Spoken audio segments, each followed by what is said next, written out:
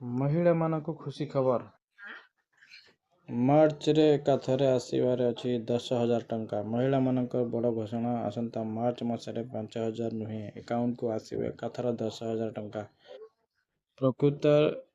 ଉପକୃତ ହେବେ କୋଟି କୋଟି ମହିଳା। ହେଲେ ତା ଉପରେ ଆପଣଙ୍କ ଆକାଉଣ୍ଟକୁ ଯଦି କିଛି ସମସ୍ୟା ରହିଛି, ପ୍ରଥମେ ତାର ସମାଧାନ କରନ୍ତୁ, ଆଉ ସୁଭଦ୍ରା ଯୋଜନାକୁ ଲାଭ ଉଠାନ୍ତୁ। ଏକାଥରେ 10,000 ଟଙ୍କା ସୁଭଦ୍ରା ଟଙ୍କା ପାଆନ୍ତୁ। ଏବେ ସୁଦ୍ଧା ପାଖାପାଖି 1 କୋଟି ମହିଳା ସୁଭଦ୍ରା ଟଙ୍କା 5,000 ଲେଖାଏଁ ପାଇସାରିଛନ୍ତି। ଅର୍ଥାତ୍ ପ୍ରାଥମିକ କିସ୍ତି, ଚତୁର୍ଥ ପର୍ଯ୍ୟାୟ ଟଙ୍କା ମହିଳା ଆକାଉଣ୍ଟକୁ 8 ତାରିଖ ଦିନ ପଠାଯାଇସାରିଛି। ହେଲେ ଏବେ ବି ଅନେକ ମହିଳା ଏବେ ସୁଭଦ୍ରା ଯୋଜନାକୁ ବଞ୍ଚିତ ଅଛନ୍ତି।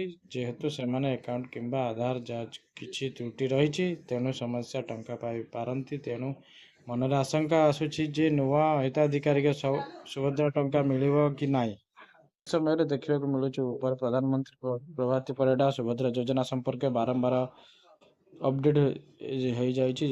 ଯଦି କେହି ଏହି ଯୋଜନାକୁ ବଞ୍ଚିତ ଅଛନ୍ତି, ସେମାନେ ସ୍କିମରେ ସାମିଲ ହେବା ପାଇଁ ଯୋଗ୍ୟ। ସେମାନେ ଆକାଉଣ୍ଟ କିମ୍ବା ଆଧାର କାର୍ଡରେ ଥିବା ତ୍ରୁଟି ସଂଶୋଧନ କରିବା ପାଇଁ କହୁଛନ୍ତି, ହେଲେ ଚତୁର୍ଥ କିସ୍ତି ସରିଯାଇଛି କି ଅନେକ ଯୋଗ୍ୟ ହିତାଧିକାରୀ ଟଙ୍କା ପାଇନାହାନ୍ତି।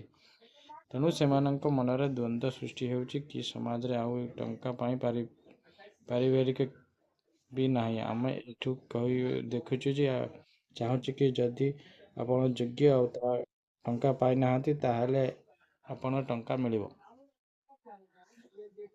ତା ପୂର୍ବରୁ ଆପଣଙ୍କ ଭୁଲରେ ସଂଶୋଧନ କରନ୍ତୁ, ଆଉ ଆସନ୍ତା ମାର୍ଚ୍ଚ 8 ତାରିଖ ଦିଆଯିବ ଥିବା ଦ୍ୱିତୀୟ କିସ୍ତି ଲାଭ ଉଠାନ୍ତୁ। କାରଣ ଆପଣ ଯଦି ପ୍ରଥମ କିସ୍ତି ପାଇନାହାନ୍ତି, ତାହେଲେ ଦ୍ୱିତୀୟ କିସ୍ତିରେ ଏକାଥରେ 10,000 ଟଙ୍କା ପାଇବେ। ଆଉ କେଉଁଦିନ ପ୍ରଥମ କିସ୍ତି ପାଇଛନ୍ତି, ସେମାନଙ୍କୁ 5,000 ଟଙ୍କା ମିଳିବ।